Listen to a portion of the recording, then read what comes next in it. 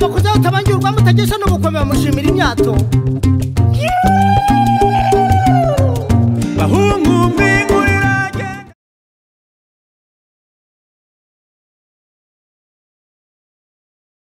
C'est un livre que j'ai écrit lorsque j'habitais au Burundi, à Bujumbura, parce que mon mari à ce moment-là était donc en poste au Sud Kivu, à Baraka.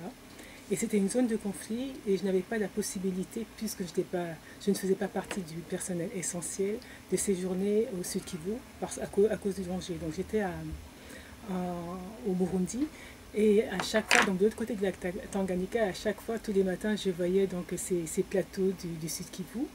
Et c'était vraiment un appel au voyage, d'autant plus que le vendredi, quand je retrouvais tous ces expatriés, ils avaient plein d'images dans les yeux en disant vraiment c'est beau, tu devrais venir. Je dis oui, j'aimerais bien venir, mais pour l'instant je ne peux pas. Et dès que j'ai eu mon visa, donc je suis partie au Sud Kivu, parce que, donc, non, pas seulement pour la beauté des paysages, mais c'est très très beau, mais surtout pour aller à la rencontre des personnes que j'appelle les survivants, parce qu'effectivement c'était une zone de conflit.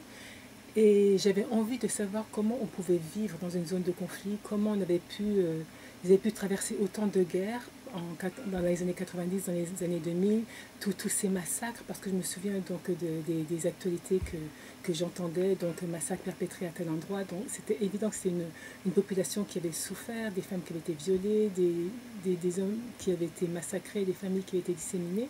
Et je me suis dit, mais je suis tellement proche, et comme je suis journaliste quand même à la base, que j'ai eu envie d'aller à la rencontre de ces personnes-là. Et j'ai rencontré une première personne, une deuxième personne, et leur témoignage était tellement intéressant que je me suis dit, il faut que j'écrive un livre sur les survivants du Sud Kivu. Alors pour ce titre-là, il y a deux explications. Alors le datura, c'est d'abord une plante que l'on retrouve en Afrique et que l'on retrouve beaucoup évidemment en Afrique centrale, avec de très belles couleurs. Donc il y a du blanc, du bleu, du mauve. Et j'ai trouvé que l'opposition était intéressante entre cette fleur un peu fragile, avec de très belles couleurs, et l'horreur que vivait la population. Donc c'est d'où le noir au féminin, alors que datura est au masculin. Là, c'est la première explication. La deuxième explication, c'est que datura est toujours une jeune fille que j'ai rencontrée au Sud Kivu, qui avait 17 ans à l'époque, mère de 2 enfants, violée, comme beaucoup de femmes malheureusement, au moins dans cette zone géographique. Et pour moi, elle symbolise la femme africaine parce qu'elle travaillait énormément, elle se levait tous les jours à 5h30 du matin, elle avait ses 2 enfants à charge, elle avait énormément à faire, et malgré tout, tous les après-midi, elle allait à l'école, et la nuit, avec sa lampe, et donc elle essayait de travailler dans son lit qu'elle partageait avec ses 2 enfants. Et cette jeune fille avait une volonté qui m'a impressionnée, et je me suis dit que pour avoir rencontré d'autres femmes au Sud Kivu, je me dis mais en fait la femme du Sud Kivu est comme ça, elle ne baisse pas les bras, et quelles que soient les conditions, elle ira jusqu'au bout.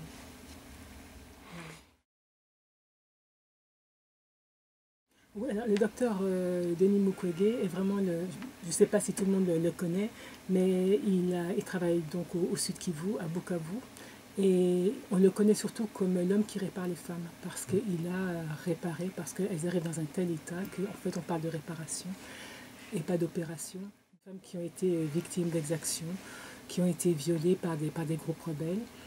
Et il donne vraiment de sa personne, c'est quelqu'un d'ultra médiatisé, et c'est bien parce que comme ça il attire au moins l'attention de la communauté internationale sur ses actions.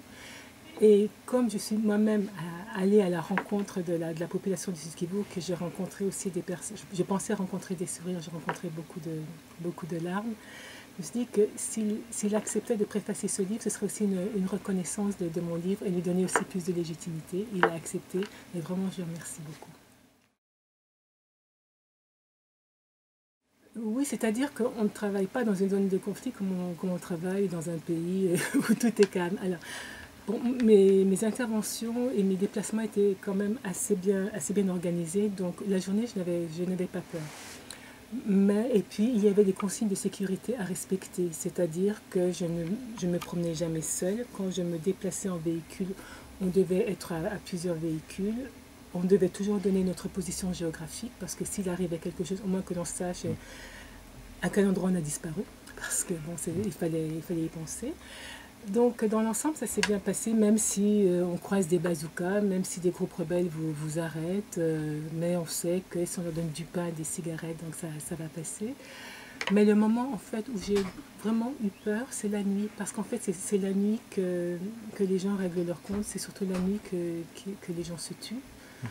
Et là où j'habitais, donc dans le compound de la GIZ, donc de la coopération allemande, puisque mon mari travaillait pour la coopération allemande, on avait du courant jusqu'à 2 h du matin. Après, il n'y avait plus de courant. Donc, et quand vous vous retrouvez dans l'obscurité la plus totale et que vous ne dormez pas et que vous entendez des coups de feu, vous avez votre imagination qui commence à galoper. Et on était gardés, on devait avoir 2 ou 3 gardiens, mais je savais très bien que si des groupes rebelles arrivaient,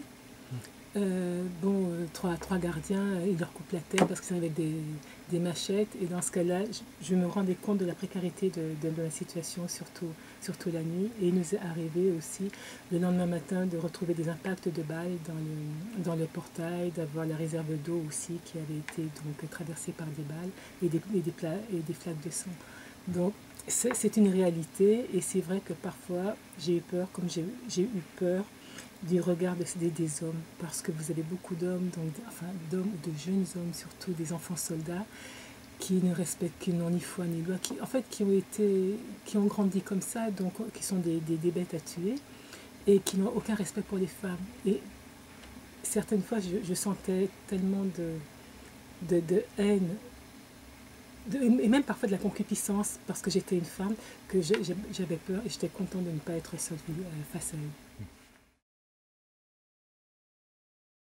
Oui, bon là c'était mon 2e livre, mon 3e livre est pratiquement terminé.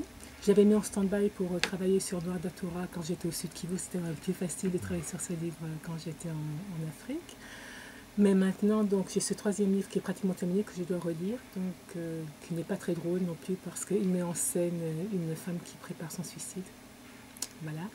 Et comme maintenant j'habite en Mauritanie et que c'est un pays très complexe, et où les femmes ont quand même beaucoup de pouvoir, je pense que je vais profiter de mon séjour en Mauritanie puisque je vais y rester plusieurs années pour écrire quelque chose sur la Mauritanie, mais je ne sais pas quoi encore.